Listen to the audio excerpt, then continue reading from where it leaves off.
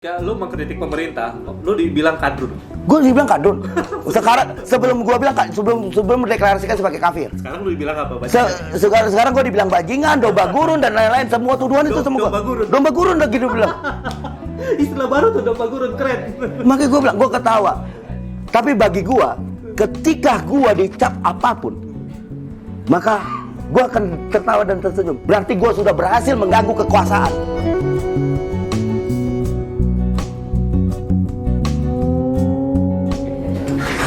Oke teman-teman, tadi karena ada tamu-tamu kami yang pulang, jadi harus ya sebagai tuan rumah yang baik lah ya. Sorry ya. Iklan, tadi ada iklan. Ada iklan. Ada iklan. Sekarang kita lanjutin lagi teman-teman ya. Jadi gini, ada yang namanya spiral of silence, spiral keheningan. Itu untuk menggambarkan mayoritas yang diam, bukan minoritas tapi mayoritas. Sekarang yang bersuara adalah minoritas, Niko dan kawan-kawannya dan kelompok-kelompok kritis lainnya minoritas.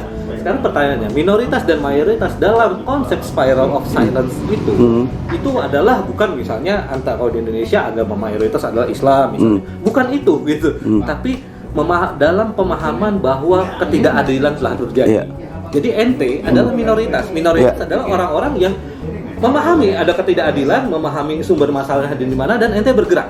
Benar. Nah, sementara yang mayoritas mereka paham juga, mereka merasakan juga, tapi karena mereka tidak punya, mungkin ya tidak memiliki latar belakang aktivis atau mungkin ya udah sibuk dengan pekerjaannya, dengan keluarganya, sehingga mereka keep silence. Tapi I believe mereka merasakan. Lu juga ngerasain gitu kan? Mereka juga ngerasain kan? Iya, gue kalau abang tadi ngomong kayak seperti itu, gue juga melihat masyarakat tuh sebenarnya udah panas, udah gerah.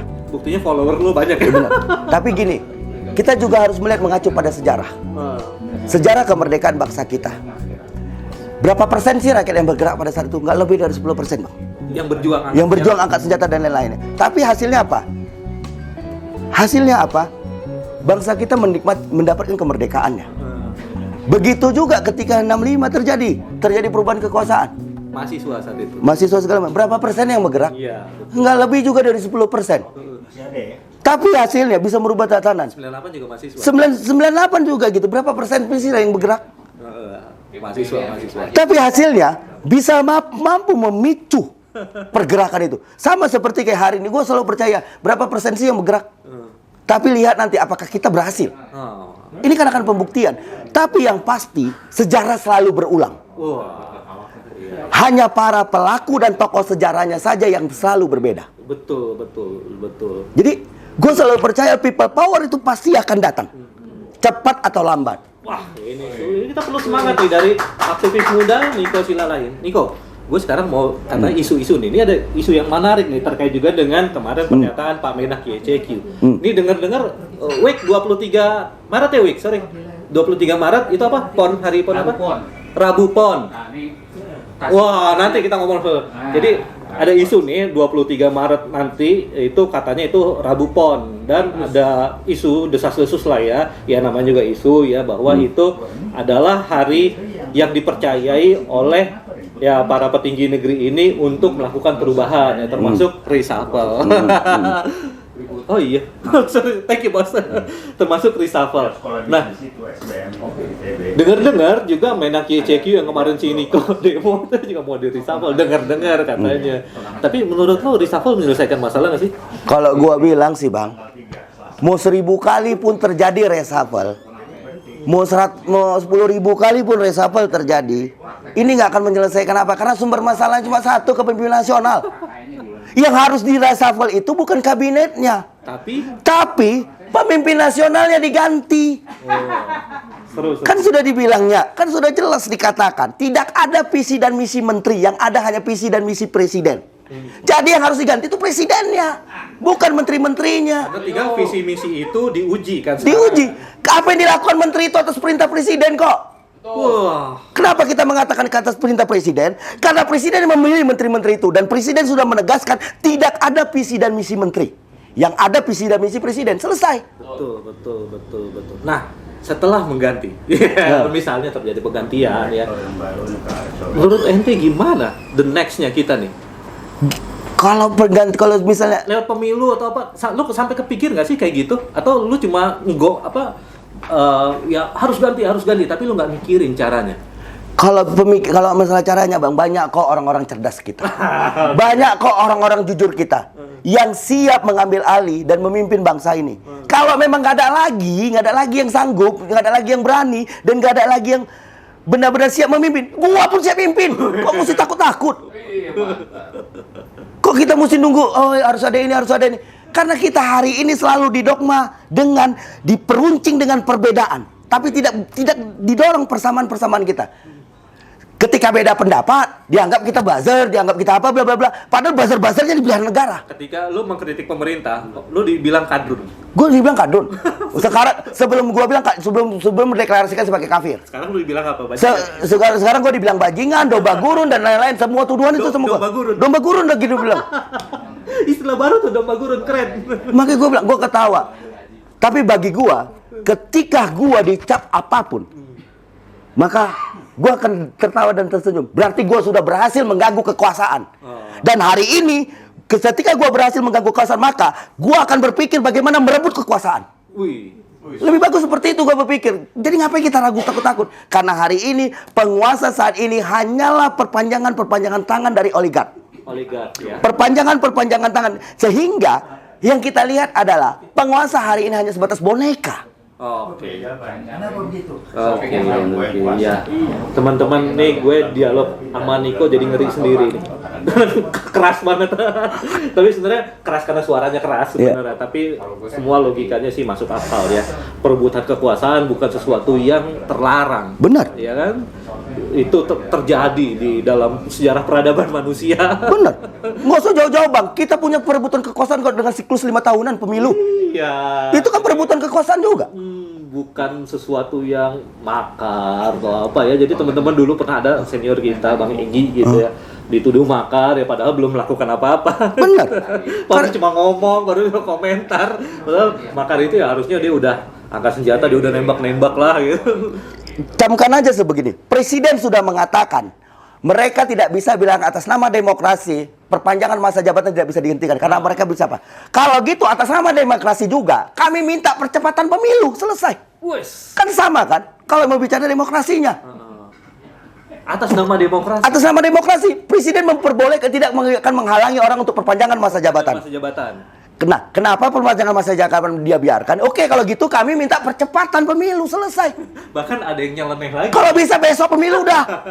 Karena kami sudah bosan dengan kondisi hari ini gitu loh. Ada lagi yang nyeleneh, katanya bisa gue baca di mana gitu. Kalau gitu atas nama demokrasi tegakkan khilafah lah lo.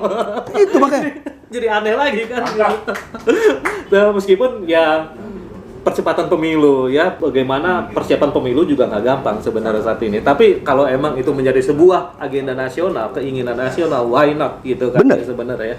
Dan sebenarnya pernyataan bahwa atas nama demokrasi percepat aja pemilu itu adalah kontra terhadap pernyataan Pak Presiden sebelumnya yang itu yang seolah-olah boleh aja ada usul untuk penundaan.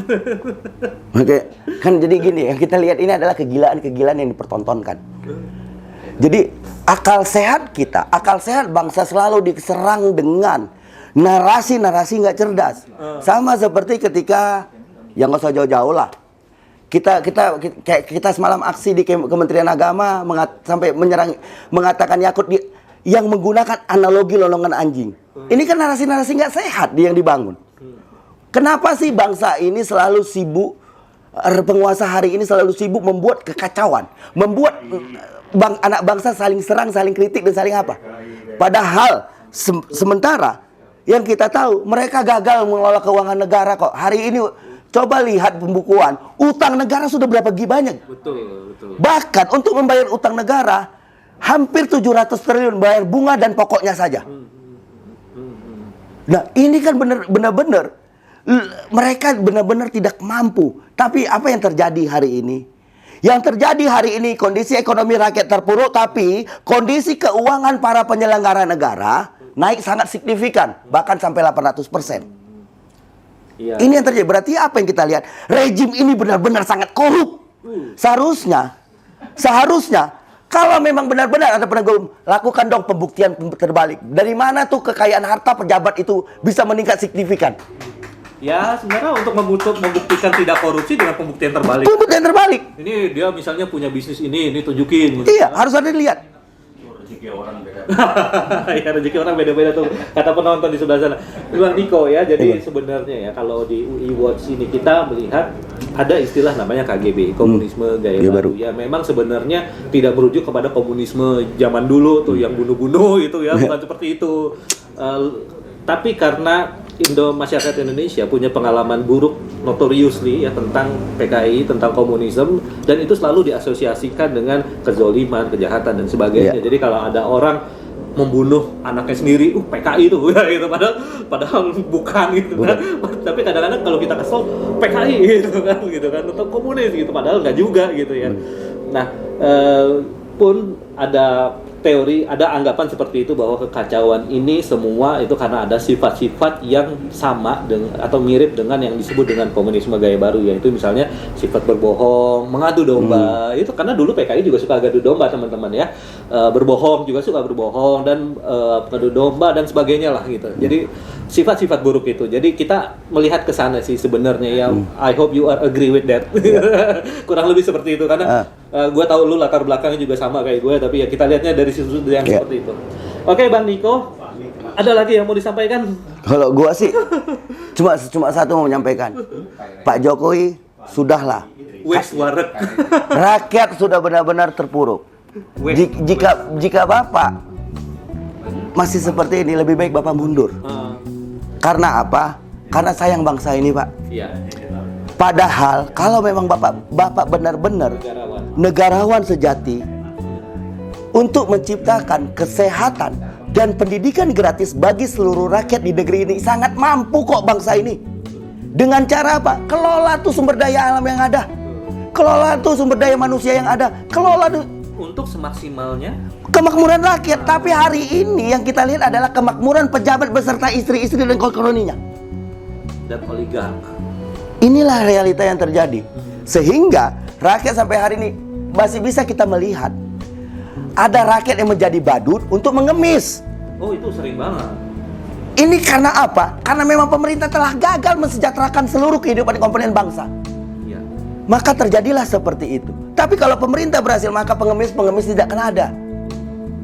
Tapi fakta yang terjadi, pemerintah tidak obahnya hanya menjadi penjajah gaya baru. Kalau kita bilang itu. Penjajah gaya baru. Penjajah gaya baru. Cocok lah. Siap. Ini lucu. Jadi Bang Niko cerita bahwa rakyat masih ada yang jadi pengemis dan itu tanda bahwa kegagalan pemerintah. Ini Bang Niko non Muslim, tapi dia senada dengan sebenarnya dalam sejarah Islam zaman Khulafaur Rasyidin juga ada seperti itu. Jadi ketika masih ada penduduk negara Islam itu yang miskin, maka dianggap khalifahnya gagal. Gitu. Jadi benar. Teman-teman, ini lagi-lagi masalah intoleransi di Indonesia itu nggak ada. Ya kan? Masalah radikal itu nggak ada. Karena sebenarnya kita sama pikirannya. Iya benar, Bang. Karena pada dasarnya rakyat itu tidak pernah salah. Yang salah hanyalah pemimpinnya. Nah, itu dia teman-teman. Kata kuncinya di situ. Oke, Bang Niko. Oke, Bang. Thank you banget nih. Sama-sama, Bang. Gak habis ketawa-ketawa deh kalau ngobrol sama Bang Niko. Teman-teman, jadi gitu konten kita saat ini. Terima kasih banyak kepada Bang Niko udah hadir dan untuk berbagi pengetahuan dan ilmunya bersama kita hari ini. Semoga konten ini bermanfaat dan sekali lagi terima kasih. Wabillahi taufiq wal hidayah. Wassalamualaikum warahmatullahi wabarakatuh.